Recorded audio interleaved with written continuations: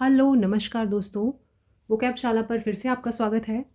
अभी सीरीज चल रही है वन वर्ड सब्स्टिट्यूशंस की। ब्लैक बुक हम कवर कर रहे हैं। This is the part 5। आइए शुरुआत करते हैं। क्वेश्चन में पूछा गया है one who Yeats too much. ऐसा शख्स जो बहुत खाता हो, खाऊ हो, पेटू हो। तो ऐसे इंसान को आप बोलते हैं ग्लूटन।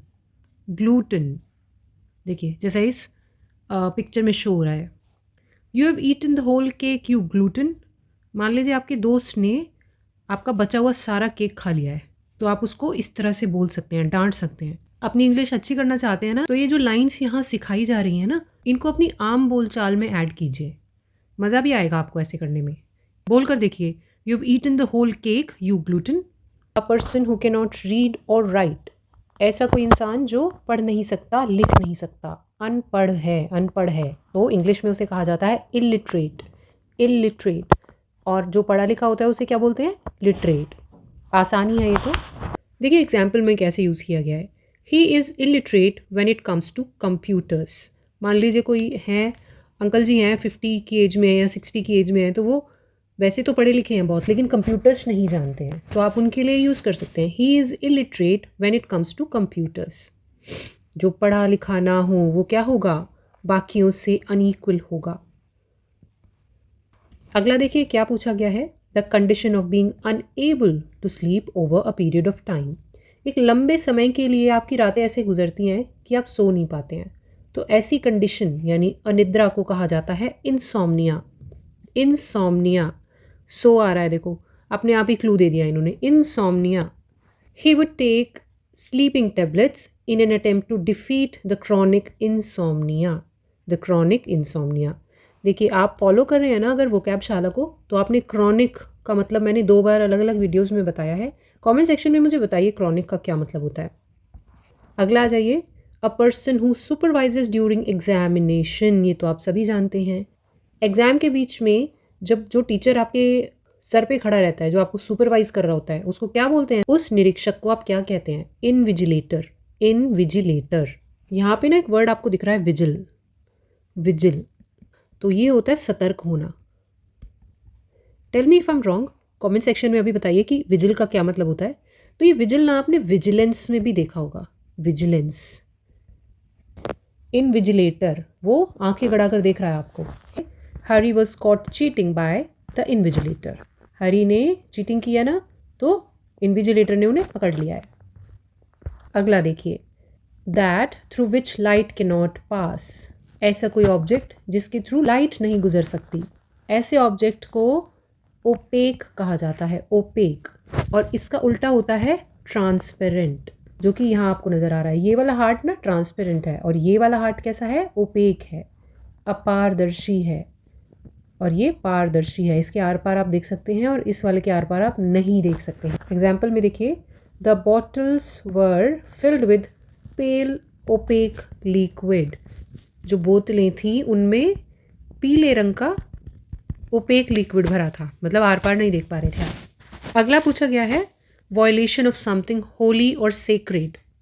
कोई जो ऐसी चीज़ हो जो होली हो, पवित्र हो, सेक्रेड हो, उनको अगर आप उनकी अवमानना कर रहे हैं, वॉयलेशन कर रहे हैं, तो आप क्या कर रहे हैं? अपवित्रीकरण कर रहे हैं। इंग्लिश में बोलेंगे सैक्रिलीज। सैक्रिलीज। देखिए जैसे किसी धर्म ग्रंथ को जलाया जा रहा है यहाँ पे। He would be found guilty of सैक्रिलीज।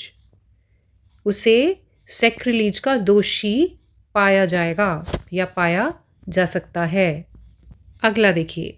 A speech made to oneself. अपने आप को ही कोई स्पीच दे रहा है, यानी आत्मभाषण अगर कोई दे रहा है तो वो क्या कर रहा है? This is सोलिलोक्वी। सोलिलोक्वी ऐसे से प्रोनाउंस किया जाता है। यहाँ पे ना सोलो वर्ड आ रहा है। सोलो आप जानते होंगे, सोलो परफॉर्मेंस क्या, अकेले परफॉर्म कर रहे हो। तो सोलिलोक्वी को ऐसे याद रखो, अपने आप को ही स्पीच दे रहे हैं आप। जैसे शीशे में देख के कभी कभी आप स्पीच देते हैं, प्रैक्टिस करते हैं ना, तो उसको आप क्या बोलेंगे? सोलिलोक्वी। In the opening soliloquy, he declares his true intent. शुरुआती भाषण में उसने अपना असली मकसद डिक्लेयर कर दिया। One who lends money on high rate of interest. अगर कोई शख्स आपको बहुत ज़्यादा इंटरेस्ट यानी कि ब्याज पर पैसा देता है, बहुत ज़्यादा ब्याज पर पैसा देता है, तो ऐसा इंसान जो सूदखोर है वो कहलाता है usurer. usurer. usurer continue to exploit the poor until people could take it no more. सूदखोर ने लोगों को तब तक परेशान किया जब तक लोग और नहीं झेल पाए। देखिए यहाँ पे आप देख सकते हैं एक शार्क है जो usurer के फॉर्म में खड़ी हुई है ना। अगला देखिए, one who offers one service without being forced. अगर कोई इंसान बिना कहे ही अपनी सर्विसेज प्रोवाइड करता है, सेवा में आगे आ जाता है, यानी स्वयं सेवक है, ऐसे इंसान को आप कहते हैं वॉलंटियर। वॉलंटियर। कभी कभी स्कूल कॉलेजेस में क्या होता है ना कि आप अपने आप ही आ जाते हैं सेवा के लिए, मतलब कोई ऐसा दिन है, कोई फंक्शन वगैरह का दिन है, तो आपको संभालने की ड्यूटी दी गई नहीं है, आपसे कहा है कि आपका मन करे तो आ जाइए, तो आप क्या होंगे? स्वयं सेवक, वॉलंटियर। यहाँ पे देखिए ये बच्चे क्या कर रहे हैं, किसी और की सेवा के लिए अपने आप से आए हैं, खाना बांट रहे हैं। एग्जाम्पल देखिए, during Chennai rains the locals of Chennai came up to volunteer and help the victims. Chennai rains काफ़ी साल पहले आई थी, तो उस दौरान क्या हुआ था ना कि वहाँ के जो लोकल्स थे, वहाँ के जो स्थानीय लोग थे, उन्होंने अपने आप ही आगे बढ़ चढ़कर हिस्सा लिया था और विक्टिम्स जो फंसे हुए लोग थे उनकी मदद की थी। आगे देखिए, to give up one's authority or throne. अपनी अथॉरिटी या थ्रोन यानी तख्त से हट जाना, अपनी मर्जी से छोड़ देना उसको कहते हैं एब्डिगेट। अपनी जिम्मेदारी को छोड़ देना। देखिए जिस तरह ये रेजिग्नेशन लेटर दे रहे हैं। Government have abdicated their responsibility for producing new money and controlling the money supply so that now they are marginalized. Government ने क्या किया है, अपनी रिस्पॉन्सिबिलिटी से पीछे हट गई है, छोड़ दी है उसने रिस्पॉन्सिबिलिटी। कौन सी रिस्पॉन्सिबिलिटी? नया पैसा छापने की, ताकि वो मनी सप्लाई को कंट्रोल कर सके। इस डिटेल की हमें ज़रूरत नहीं है, एब्डिगेट का मतलब आप समझिए सिर्फ। अगला जाइए, पूछा गया है अ पब्लिकेशन कंटेनिंग एस्ट्रोनॉमिकल और meteorological annual calendar that contains important dates and time. Hindi में पंचांग कहा जाता है इसे, तो इंग्लिश में बोलते हैं एल्मनैक। एल्मनैक क्या होता है? साल में एक बार ये जर्नल निकलता है, ईयर बुक की तरह, नॉट एग्जैक्टली ईयर बुक, लेकिन साल में एक बार ये जर्नल आता है और इसमें लिखा क्या होता है? एस्ट्रोनॉमिकल या मेट्रोलॉजिकल एनुअल कैलेंडर होता है। जैसे हमारे घरों में भी आता है ना, 1 जनवरी को आ जाता है, फिर हम उसमें हिंदी कैलेंडर वाली तिथियां देख सकते हैं, है ना। तो उस तरह का कुछ होता है almanac. I have bought an astronomical almanac. मैंने एक एस्ट्रोनॉमिकल एल्मनैक यानी पंचांग खरीदा। Capable of being understood in either 2 or more possible senses and therefore not definite। कोई ऐसी बात जिसे एक से ज़्यादा तरीके से समझा जा सकता है और इसी कारण वह डेफिनेट नहीं है, मतलब निर्धारित नहीं है, स्पष्ट नहीं है। ऐसी संदिग्ध धारती या अस्पष्ट बात को कहा जाता है एम्बिगुअस। एम्बिगुअस, यहाँ पर एक वर्ड आ रहा है एम्बी, ये एम्बी डेक्स्ट्रस में भी हमने देखा था एम्बी। तो एम्बी 2 के लिए इस्तेमाल होता है। तो बात है कोई जो इस पाले में भी है और इस पाले में भी है, सही भी बोल दिया एक चीज़ को, गलत भी बोल दिया, तो क्या क्लियर हुई क्या बात थी? ऐसी बात को एम्बिगुअस माना जाता है। His remarks were ambiguous and it will be the tone that matters। जो भी उन्होंने रिमार्क पास किया है वह अस्पष्ट है, एम्बिगुअस है, और जो उनकी टोन है उसी से पता लगाया जा सकता है कि वो क्या कहना चाहते थे। Whose name are not known, an unknown author। कोई ऐसा इंसान जिसका नाम नहीं पता, या फिर कोई ऐसा ऑथर जिसने अपना नाम नहीं लिखा है बुक पे, गुमनाम हो या बेनाम हो, ऐसे इंसान को बोलते हैं anonymous. Anonymous. The donor wish to remain anonymous.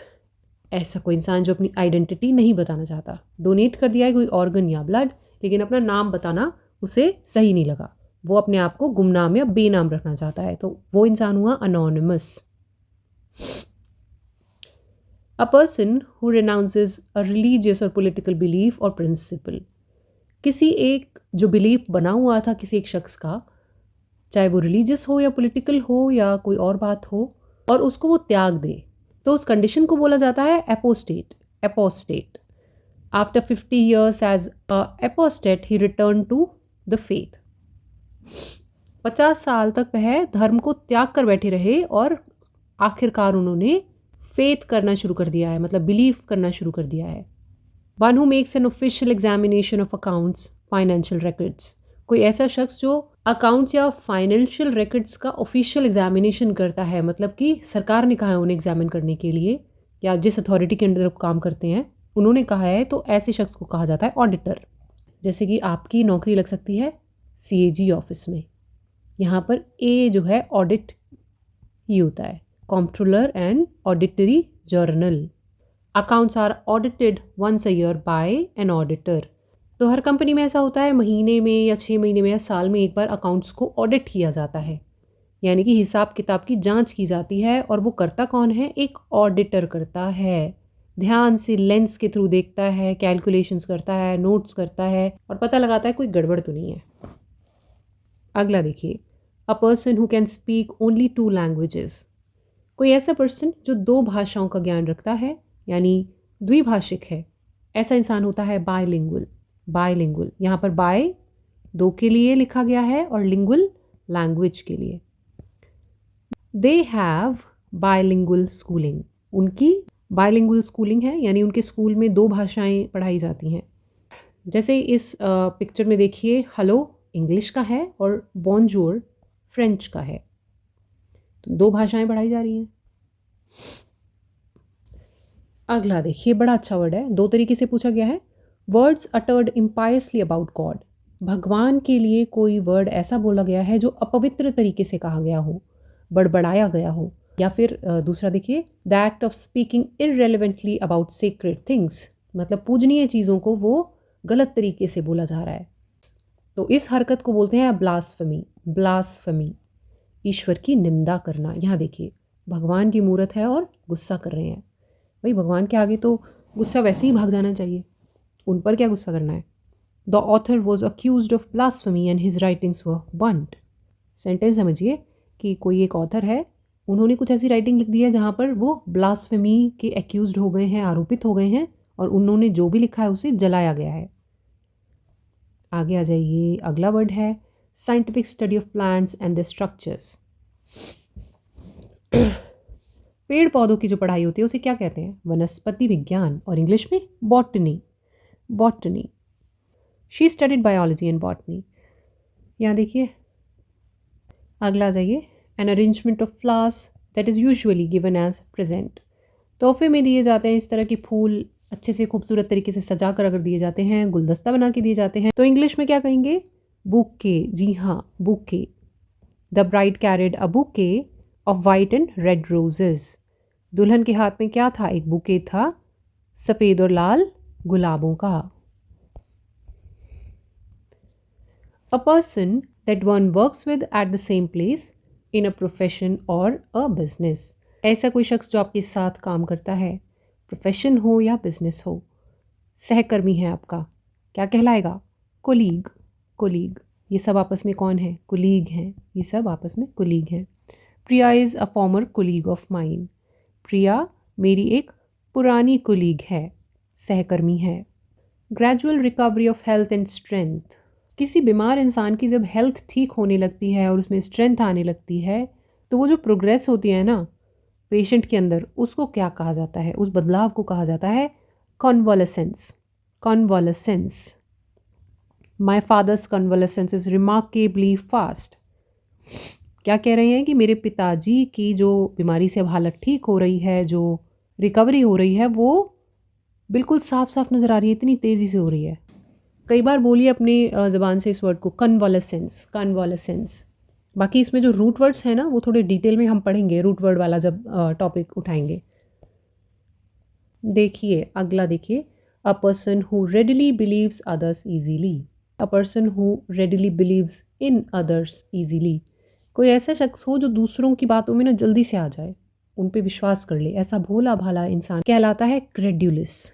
क्रेड्यूलस। देखिए कितना प्यारा सा बच्चा है ना ये, भोला भाला सा, तो क्रेड्यूलस होगा ये भी, कोई भी फंसा लेगा इसको।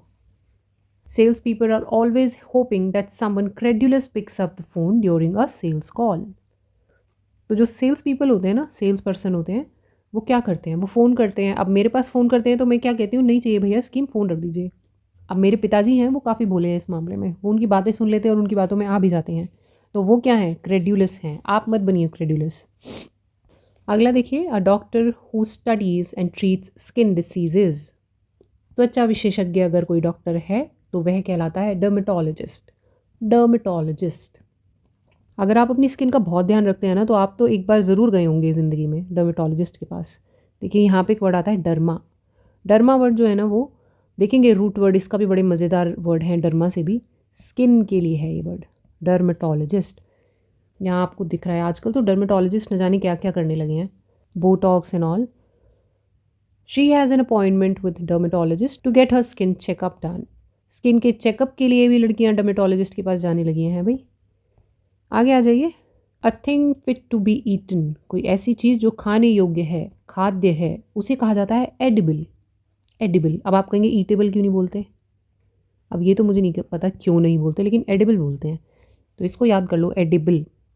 सम फंजाई आर एडिबल। कुछ ऐसी फंजाई होती हैं, फंजाई समझते ना आप, फंगस जो कभी कभी इन्फेक्शन भी हो जाता है, तो फंजाई होती हैं जो खाने योग्य होती हैं। उनमें से एक फंजाई है मशरूम, जिसकी सब्ज़ी आप बनाकर खाते हैं, वो एक टाइप की फंजाई है, खा सकते हैं लेकिन वो।